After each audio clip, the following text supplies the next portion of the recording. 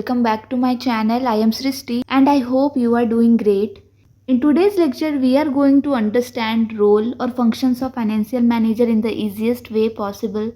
This is one of the most important topics for BCom, BBA and university exams.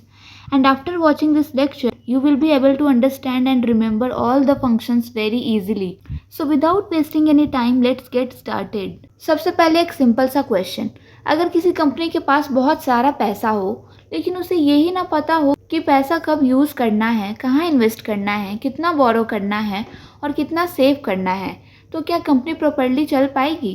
बिल्कुल नहीं। इसलिए हर company में एक इम्पॉर्टेंट पर्सन होता है जिसे हम फाइनेंशियल मैनेजर कहते हैं।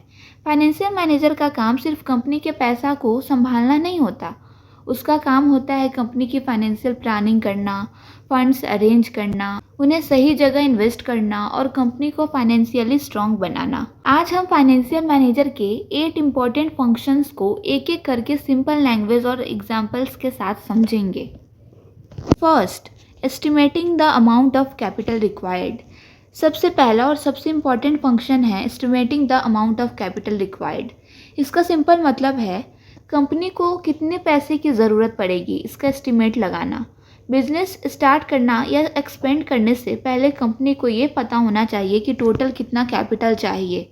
ये कैपिटल मेनली 3 कामों के लिए रिक्वायर्ड होता है।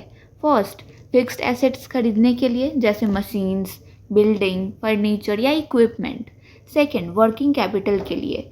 वर्किंग कैपिटल का मतलब होता है कंपनी के डेली एक्सपेंसेस जैसे सैलरी देना, इलेक्ट्रिसिटी बिल पे करना, रॉ मटेरियल खरीदना और ट्रांसपोर्टेशन एक्सपेंसेस। थर्ड, बिजनेस को फ्यूचर में एक्सपेंड या मॉडर्नाइज करने के लिए।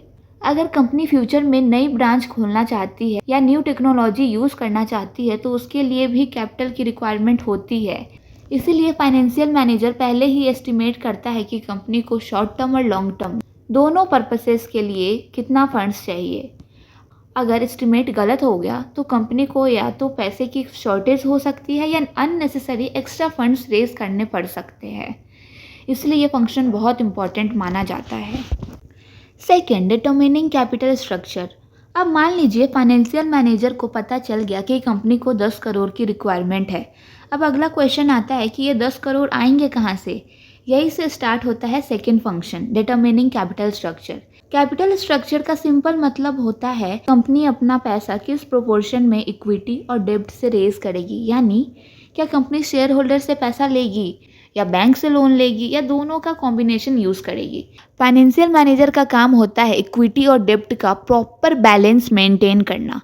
अगर कंपनी बहुत ज़्यादा लोन ले लेती है तो इंटरेस्ट भी ज़्यादा देना पड़ेगा और अगर सिर्फ इक्विटी से पैसा रेस करेगी तो ओनरशिप ज़्यादा डिवाइड हो जाएगी। इसलिए फाइनेंशियल मैनेजर हमेशा ऐसा मिक्स चूज़ करता है जिससे कंपनी को रिस्क भी कम रहे और प्रॉफिट भी अच्छा हो।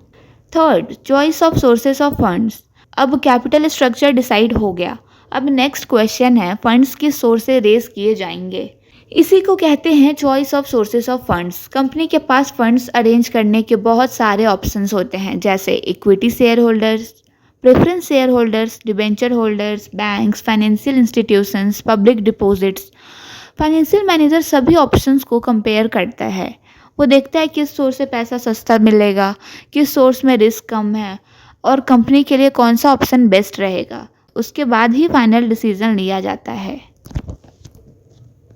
Fourth, procurement of funds. अब सोर्स डिसाइड हो गया, अब एक्चुअल काम स्टार्ट होता है यानी फंड्स अरेंज करना।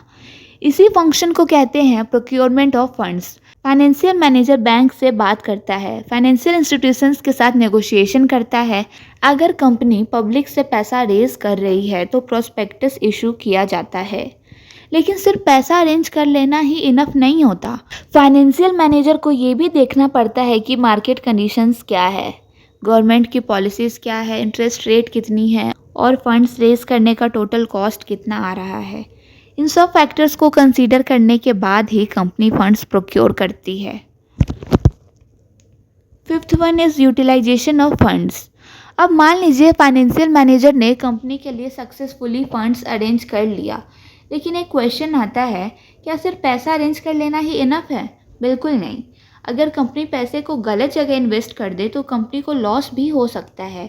इसीलिए फाइनेंशियल मैनेजर का अगला इम्पॉर्टेंट फंक्शन होता है यूटिलाइजेशन ऑफ फंड्स। फंड्स का सही और इंटेलिजेंट यूज़ करना।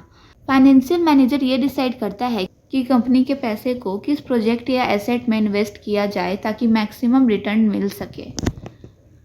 इन्वेस्टमेंट डिसीजन लेते टाइम वो हमेशा 3 इम्पॉर्टेंट प्रिंसिपल्स को फॉलो करता है। First, safety. सबसे पहला इन्वेस्टमेंट सेफ होनी चाहिए।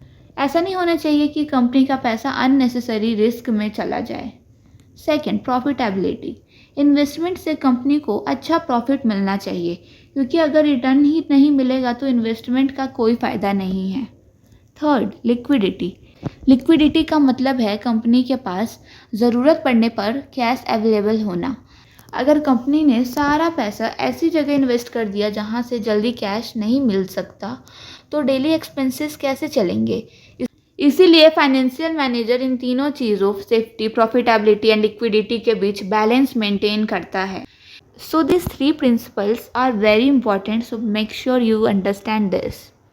Now the 6th one is disposal of profits और सरप्लस। अब मान लीजिए कंपनी ने साल के एंड में अच्छा प्रॉफिट कमा लिया।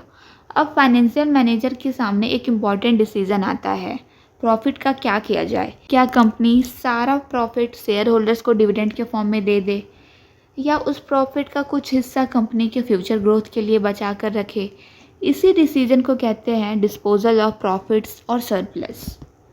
फाइनेंशियल मैनेजर ये डिसीजन कई फैक्टर्स को देखकर लेता है, जैसे कंपनी का फ्यूचर एक्सपेंशन प्लान, कंपनी की अर्निंग्स का ट्रेंड, शेयर मार्केट में कंपनी की शेयर्स की परफॉर्मेंस और फ्यूचर में फंड्स की रिक्वायरमेंट। अगर कंपनी फ्यूचर में नया प्रोजेक्ट स्टार्ट करना चाहती है तो प्रॉफिट का कुछ पार्ट रिटेन किया जाता है, और अगर कंपनी शेयर होल्डर्स को रिवॉर्ड देना चाहती है तो डिविडेंड डिस्ट्रीब्यूट किया जाता है। इसलिए फाइनेंशियल मैनेजर को दोनों के बीच में एक प्रॉपर बैलेंस मेंटेन करना पड़ता है। अब आते हैं एक बहुत इंपॉर्टेंट फंक्शन पर, मैनेजमेंट ऑफ कैश। हम सब जानते हैं कि बिजनेस की लाइफलाइन क्या होती है, कैश। अगर कंपनी के पास कैश ही नहीं होगा तो डेली एक्टिविटीज़ कैसे चलेंगी, एम्प्लॉयज़ की सैलरी कैसे मिलेगी, रॉ मटेरियल कैसे खरीदा जाएगा, इलेक्ट्रिसिटी बिल कैसे पे होगा। इसलिए फाइनेंशियल मैनेजर कैश का प्रॉपर मैनेजमेंट करता है। वो पहले से एस्टिमेट करता है कि फ्यूचर में कितना कैश कंपनी के पास आएगा और कितना कैश खर्च होगा। इस प्रोसेस को कैश इनफ्लो और कैश आउटफ्लो फोरकास्टिंग कहते हैं।